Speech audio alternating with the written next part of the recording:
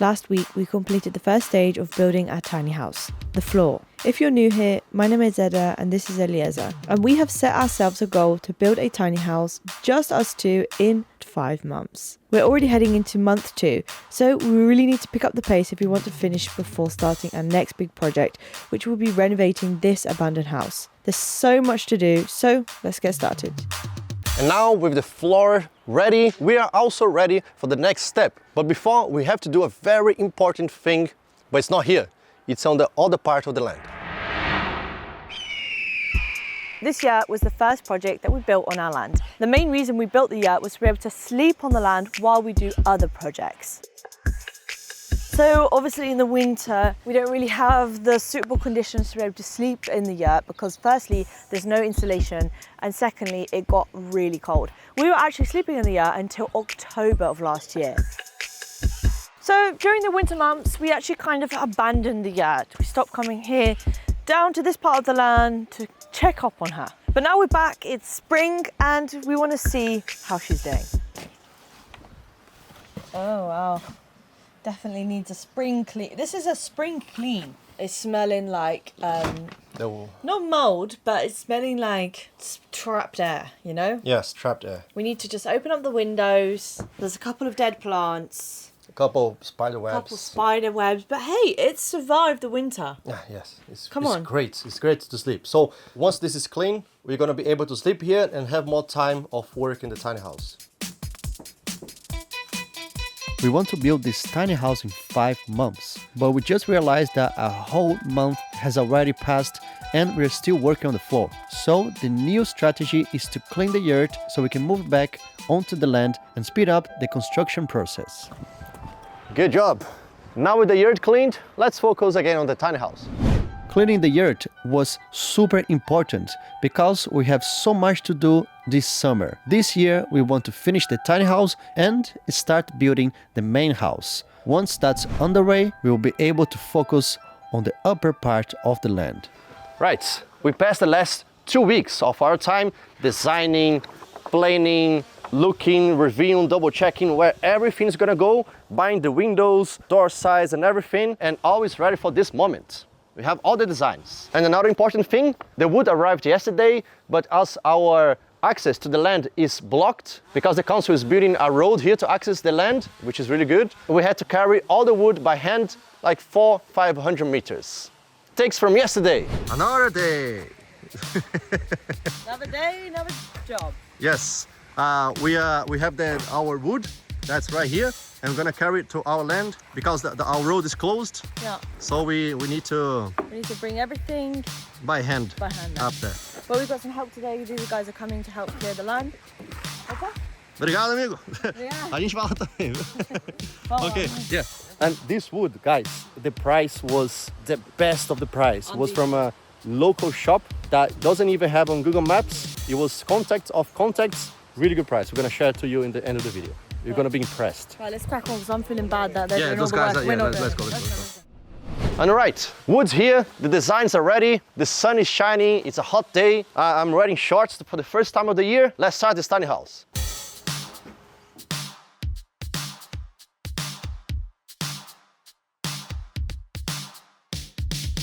It really helped that Eliezer had already measured everything perfectly. So once we were on site, all we had to do was cut the wood. We kept our rhythm going, cutting and assembling the rest of the walls, which was honestly such a satisfying job, especially in the sunshine. We started by building the frame of the wall and then checking the diagonals to make sure it was square at all 4 corners. Then we assembled all the pieces that made up the wall, placing studs every 40 centimeters. Wherever there was a door or window, we added triple studs for extra support.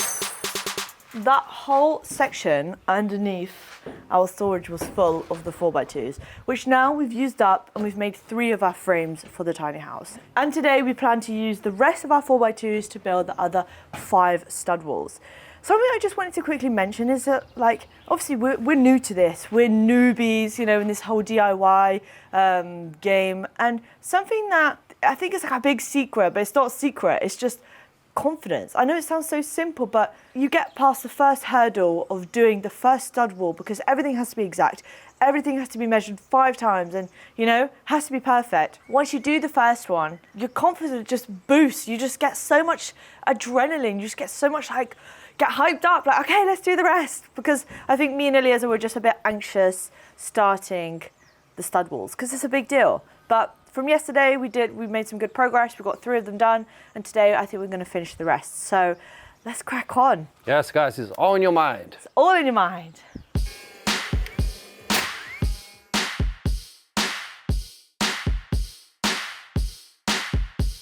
Update. We have made some pretty good progress. As you guys can see, the 2 side walls and the rest that are on the floor.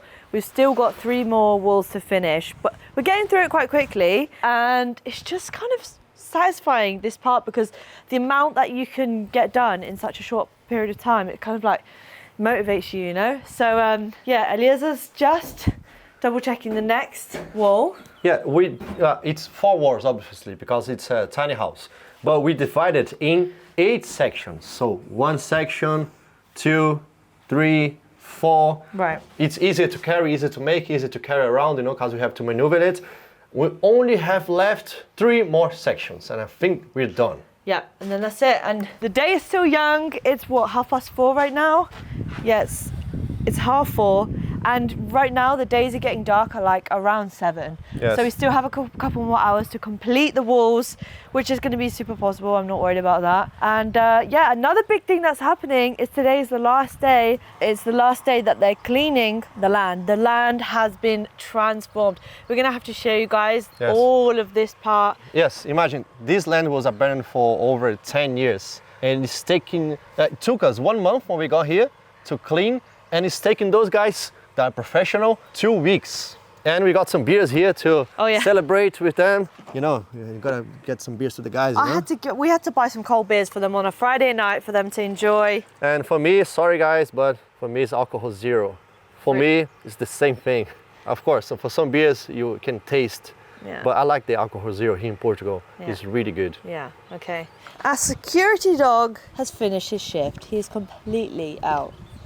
He is done. I need Bazaar. Oh, you're a good boy. You're a good boy. Yes, you are. Right, back to work.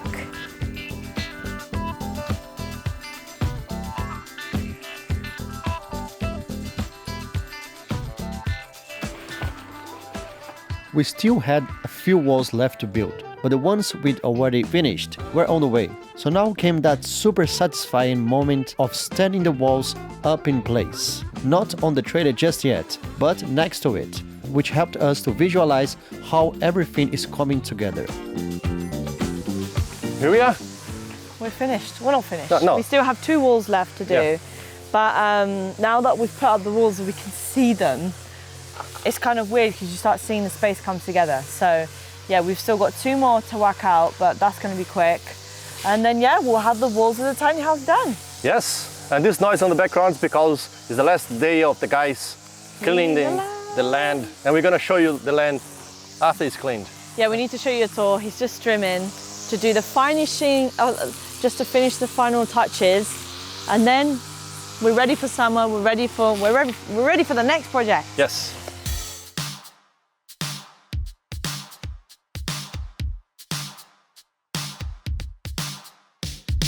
So our stud walls are all finished. All 8 walls, we can now proudly say, are done. We completed them in about 3 days, I'd say. Everything to the exact measurement with all of the windows and doors perfectly measured, triple checked. So let's start and give you a tour of our stud walls. This first stud wall is going to be for our door. So we're going to have, I think it's just a normal door that opens. Like, it's not going to be a sliding one, that's what I meant. Chunky headers, 4x2s and everything, and we use screws and nails. So this is our door. And then we move down over here. So the door's going to be here, and then our kitchen is going to be here. This is our kitchen window. We're going to have a sliding window here, so we can open the window, see the view when I'm cooking, any smoke or fumes can come out. That's really practical. Really strong, really well made. Absolute love. Next to the kitchen, we have our bedroom window, which is 100 by 50. And then down here, we have our smallest window, which is our 50 by 50. Yeah, this is for the toilet, bathroom, just to let some ventilation. We didn't put a massive window in here because we just thought a little bit of ventilation, 50 by 50 would be enough. And then on this back wall, this is going to be the back of the tiny house. We have this wall, which has no windows. This is the highest, so I think this is 290 right now without the roof, obviously. So yeah, that's going to be on top here with no windows. But next to it, we have the other wall, which has our other 100 by 50 window. So 2 windows in the bedrooms. I'm still deciding if we're going to put a skylight in the roof as well in the bedroom. I think that would be really nice, but let's see. Moving on from the bedroom, we've got in this area, we were going to put a smaller window, but we decided to actually put a big window here, but vertically. So we've got a 50 by 200 window, which I think will look great. I think they'll bring in a lot of light. And yeah, in a small space, you want lots of light, lots of windows, because obviously it's a tiny house, you know, we don't want it to feel dark and cramped. Then we have the smaller stud wall that's going to go here, which is going to be our lounge space. And that one doesn't have a window because we probably have the sofa there or the TV there. And then, because we have no window here, we have our biggest window, which is our lounge window. Let me go down here and show you guys. This is 180 by 1 meter. So this is a big chunky window. This is our biggest window that's going to sit really nicely on the edge here next to the door. So lots of light coming in here. And yeah, those are all our stud walls. That's all the layout. Everything designed on paper by Eliezer is now a reality. Yes. Feels really good. We've done all of this in 3 days and I'm just dying to get this on the trailer now and see what it looks on the trailer, you know? Oh, it's so exciting. It's gonna be looking like a house. It's gonna be looking like a proper tiny house. And the last thing that we want to show you is the transformation of the land. The land is looking New. brand new. It's not the prettiest land because everything is like just Burnt. just burned. So, but the guys managed to clean a lot in 2 weeks. So let's have a tour. So I'm looking down because Bozo thinks we're flying the drone and he loves the drone. He loves and hates the drone. Don't you, Bozo? You crazy dog. Right, let's have a tour. This was definitely the hardest part for the guys to clean. They spent over a week cleaning just this part and it was full of rotten, wet wood that we didn't even know was underneath all of the undergrowth. So they had to use hand tools and literally take out all of the wet wood and then separate it to then go in and use the strimmer. So this has been absolutely transformed. He cut down all of the old trees. And he said to us before, I'm going to absolutely clean this to the T. It's going to be perfect. I'm going to clean it until the soil. And he literally did it. He's definitely a man of his word. We're so impressed with his work. And yeah, I just feel a lot safer now that this has been cleaned, especially because last year we had crazy wildfires. So now we've cleaned 50 meters until our house. And this is obviously a really big thing because we've got the main house, which we're not building yet. That's going to be happening in a couple of months. But also we've got the tiny house right next to, you know, this big, crazy fire hazard that was the case before, but now we're all good to go. So big, massive difference. This is a drone shot of a month ago of this part of the land. And this is another drone shot from today. You can see the difference, a big difference. Yeah, massive difference. And obviously we have so many other interesting things happening. Now this is done and cleaned. It really brings so much more light into the space. And obviously the plans in the future, we want to put the tiny house here maybe and have a good view of our valley. So really exciting. I'm so happy with it. By cleaning, we found another structure here in the land, a chicken house. Look at that, it's not even far away from us, like about 10 meters away. But the undergrowth brambles was so big that we couldn't even see it. Look at that. Yeah, Yes. she's actually a good size, you know? It's a great size. If you see from the drone shots here, it's like the same size of the container, so like 6 meters or something. It's a great size and it's great to have chickens on your land. They give you free eggs, they're nice, really fun animals to have. Yeah, we just need to work on the fence here so the chickens doesn't get killed by another animal. And yeah, we have a chicken house. Yeah. Really good structure, concrete and everything. It's very useful to have one of these on your land. Yeah, it's definitely a good little space. give it a bit of a spring clean in here, but we could definitely have something in here. Our friend Mario helped us a lot by clearing the land. It took him 2 weeks, but it made such a difference. It's so different, isn't it? He opened up areas we didn't even realize were there. Another thing we did, actually Mario did, our streamer guy, is there was this huge dead tree right here, and it was in front of the other trees, and we have some good trees here that make some good fruits, like this one that makes what? Tangerine. Tangerine. The other one there as well. We have an olive tree here. So if you have a huge tree that's already dead and it's blocking the sun from the other trees, that's not good. So we had to cut that off, and yeah, and that even made the space even brighter.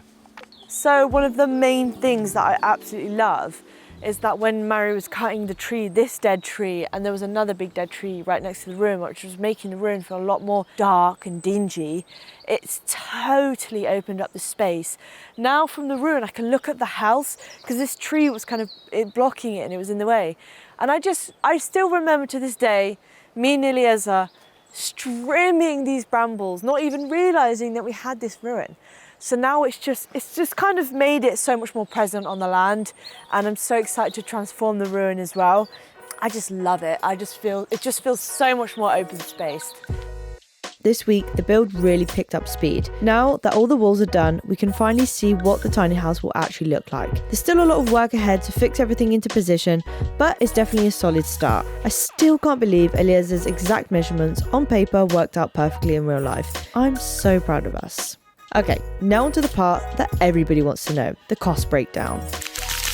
In this video, we spent €908 for our 100 pieces of 4x2s, €634 for our nail gun, including 2 batteries. The nail gun we're not going to include in the final cost of the tiny house build, as this is another piece of kit that we'll use in future projects. €90 on 2,000 9cm structural nails, and some screws we already had laying around in the container, which cost €32. So the total cost so far is €8,295, but that's not including the tools. For those who are curious, clearing the land cost us €17.50 per hour. Mario worked with us for 2 weeks, so we paid him a total of €3,360, but it was worth every penny. He did an absolutely amazing job, and we're super happy with the result. So that's everything for this week's video, week 3 of us building our tiny house, and thanks for watching, and we'll see you in the next video.